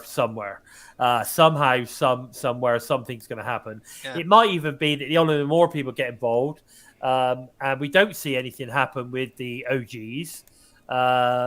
Maybe it ends up going backstage or something, and maybe then you get Shark Boy and Chris Harris getting involved or something. Yeah, involved in that as well. I don't know. We'll have to. Whatever happens, this could be a way to write Shark Boy off of the whole thing because everyone's thinking Shark Boy and Chris Harris are the two guys who are most likely going to be there.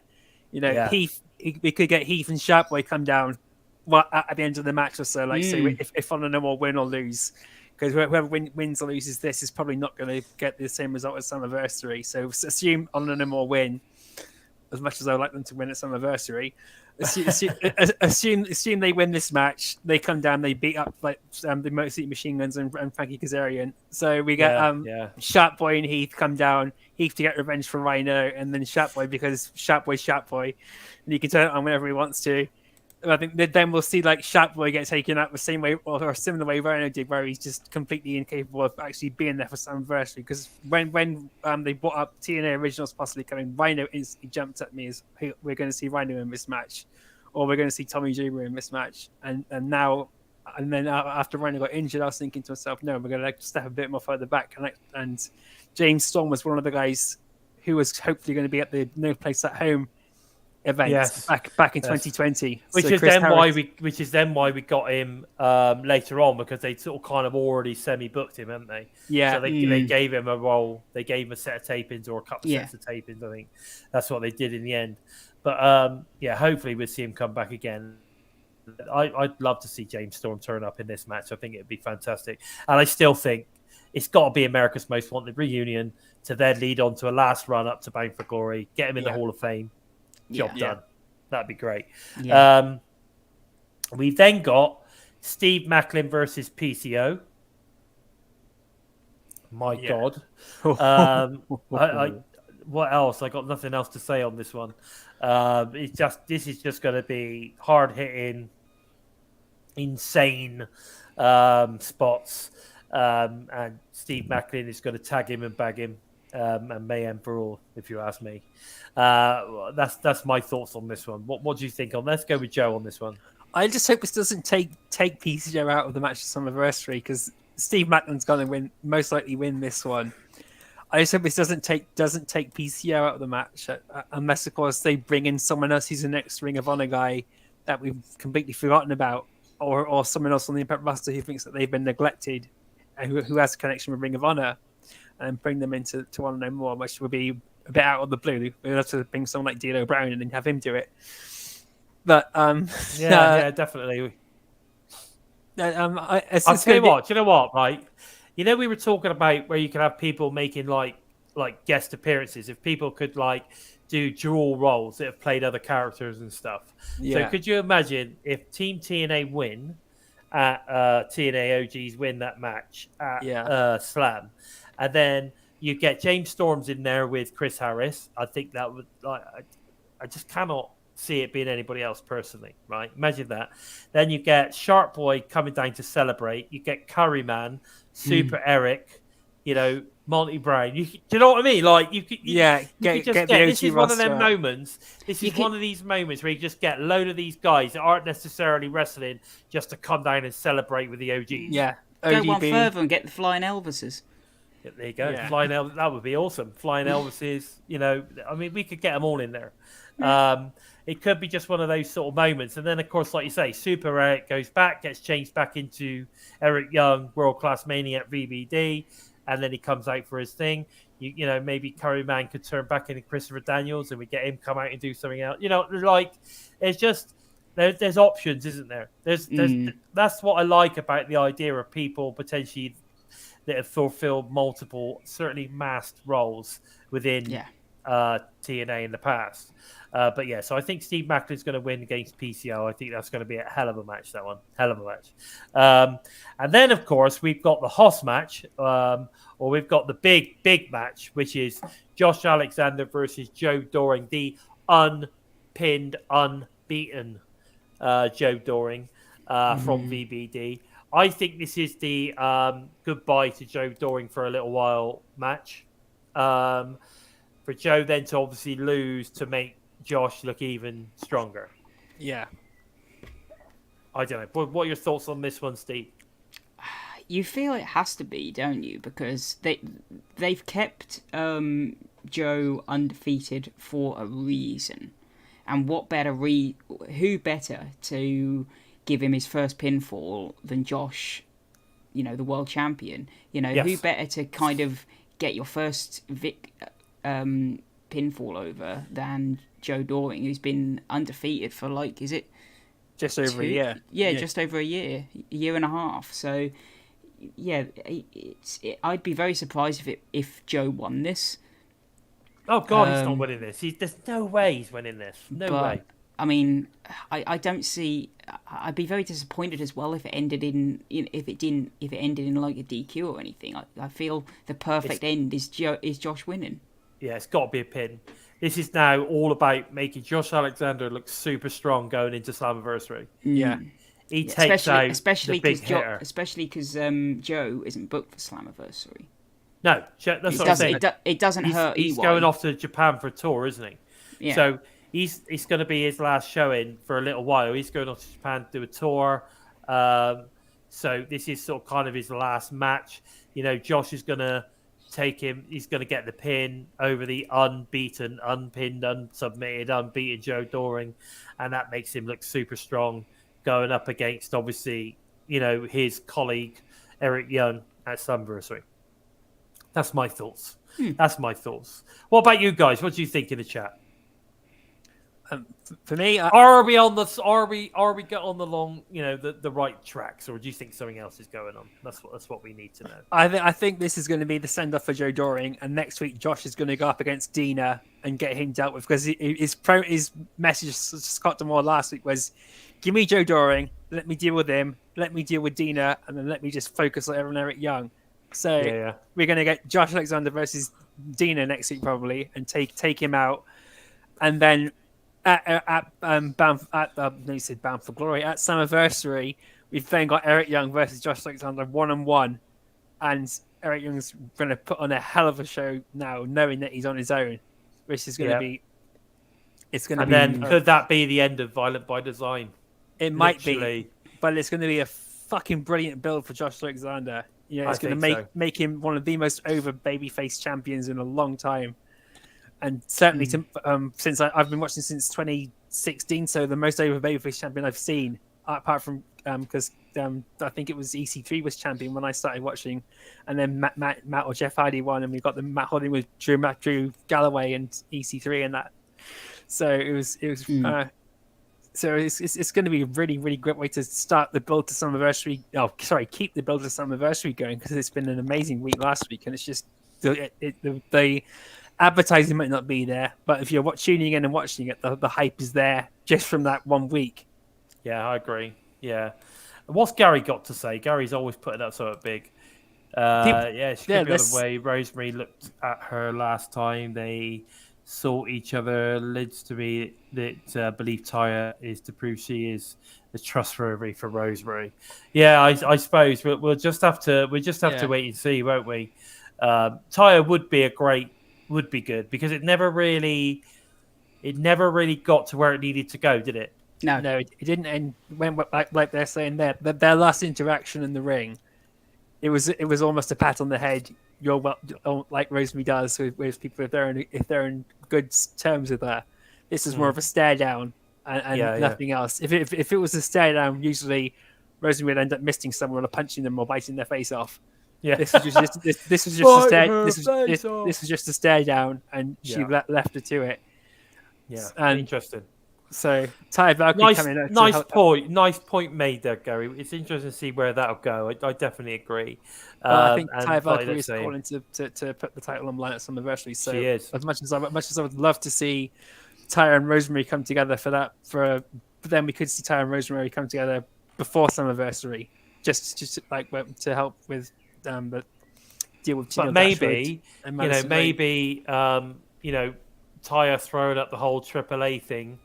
Out in the air, who's going to take on, for this and all the rest of it. Maybe that's just a red herring to what actually is going to happen. Yeah, I mean, that's the thing. That's just because someone's throwing something on Twitter doesn't necessarily mean it's the way it's going.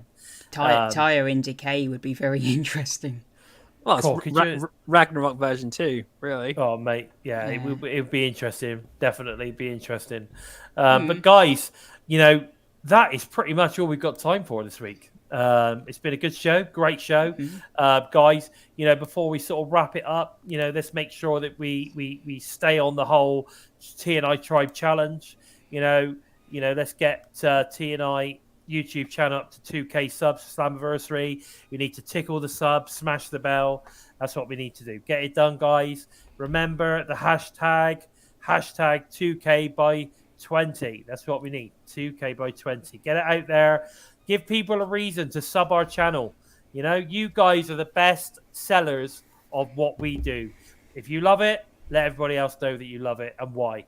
That would be fantastic. So thank you ever so much for doing that, because I know you're going to get stuck into that. And I know we're going to hit 2K subs by Slammiversary. I think we could do it. Okay, guys. So please don't forget to head over to the TNI Patreon for exclusive extra content when you sign up. And also make sure you watch tomorrow night's TNI flagship Impact live review directly after Impact on Access. Show is aired on obviously Twitch and on YouTube. Also, all TNI shows are available for all of you listening on the Go fans as audio only via iTunes, iHeartRadio, wherever you listen to your favorite shows. We are there. Don't forget, go check that out if you prefer to listen on audio, or certainly worth going and checking it out. Go and hit the subs on those as well, so you don't miss any of the content that we bring out on a weekly basis. Several shows, so it's worth checking that out. Now, guys, where can we find you on the socials? Let's go with Joe first. You can. I nearly started giggling then. You can. Shit. There we go. back into the void. Have you gone into the void? Should we go with Steve, Joe? Yeah, I think we will, because Yeah, some of us are going to be laughing. Let's go with Steve, and we'll let Joe think about it. We'll let Joe get back out from the void so he can remember. Where can we find you, Steve? I forgot. No, you can find me over on Twitter at simplysteve311, where I post everything Impact Wrestling related. You can also read any articles that I post. I have got back to it, so I will have a new one coming out tomorrow. You can find them over at WrestleBuddy.com under the Impact Wrestling banner. Check them out. All of them, past ones I've written are up there. And there'll be a new one coming out tomorrow, so keep a lookout. Awesome. Now, Joe, are you back with us? As back as I can be, yes. Right, go. Right. Where can we find you? Where can we find you? Follow me on Twitter at JoKEmptySpace. You can jump onto WrestleBuddy and jump through their Impact Wrestling archives, and you'll find some of my WrestleBuddy articles there. In fact, yesterday was the 1 year anniversary since I released the article on Josh Alexander and TJP and how they rebuilt the X Division. That got endorsement from both of them. So if I can find the link to that, I'll put that on Twitter for you guys as well, just to revisit that. Okay, cool. Jump onto Facebook, look for #EmptySpace, #TheVoid, or you can do that on Twitter too. And if you fancy to tickle your taste buds and your sense of humor, look for #DailyGiggle, and I'll be dropping them on the Twitter too. So approach them with an open mind, and you just might keep your sanity. You never know. And if you're interested in finding out more about myself, the Bison, go and check me out on Twitter at LordBison45. And who knows if you are in Chicago, or you're going to go to Chicago on the 12th of August, you never know. There might be a Bison in the front row.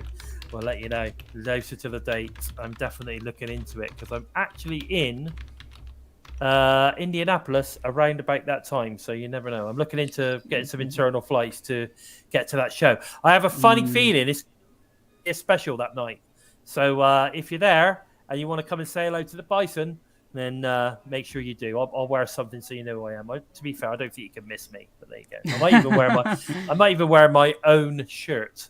Yeah, my own Lord Bison shirt. You never know. But anyway, so if you want to know more about me, go and check me out on at Lord Bison45. Do love it when you guys follow me. I'm getting closer and closer to 2,000 myself. So get stuck into that. That'd be great. Please take the time to help us out on moving up the rankings on YouTube by giving us a thumbs up on the video. And of course, if you're new to the channel, you like what you see, please consider giving. I'll tell you what, we're going to change it. Give the subscribe button a tickle, and don't forget to smash the bell to never miss any of the great TNI-UK and US teams content coming out each and every week. I've changed it a bit, lads. What do you think? Tickle the subscribe, smash the bell. What do you think? Yeah, like it? Yeah, bit too much whatever works. squeeze in. You could squeeze to one place. We could, yeah. I think we'll stick with tickling and smashing. Yeah. So it's always best to Yeah. give a little poke in the prod and then a punch in Yeah. the face. Poke and a prod. I like it. Okay. Don't forget, guys. Don't forget, if you want to support us even more, don't forget to head over to the TNI Spreadshirt store. All the information on that is obviously down in the description down below. And of course, head over to prowrestlingtees.com/Total Nonstop Impact, where we have some great t-shirts on there as well. I think we've got some exclusive stuff on there been added as well recently. So go and check all of that out. Definitely worth checking those out. There's some really cool shirts on there at the moment. There you go. Smash and tickle. Like it. Smash and tickle. So smash the sub, tickle the bell. There you go. That's better, isn't it? Yeah. Smash the sub, tickle the bell. There you go. That's what we want to do. Smash the sub, tickle the bell. So like I say, if you want to support us, go and check out the Spreadshirt and the Pro Wrestling Tee store. That'd be fantastic. With all that said, I've been Bison.